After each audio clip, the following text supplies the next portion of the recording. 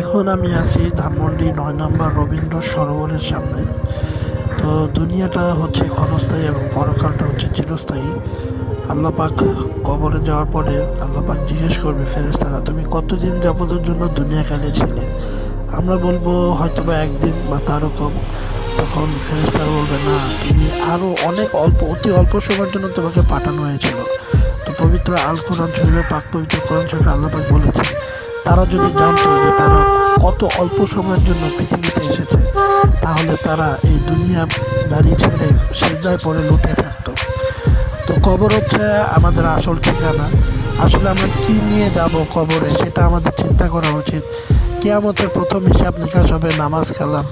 আর রাসূলুল্লাহ সাল্লাল্লাহু আলাইহি ওয়াসাল্লাম বলেন, যে ব্যক্তি নামাজ কালাম পড়ে তার হচ্ছে জান্নাতের চাবি হচ্ছে নামাজ। নামাজ হচ্ছে জান্নাতের চাবি। আমরা এই দুনিয়াদারির জন্য গাড়ি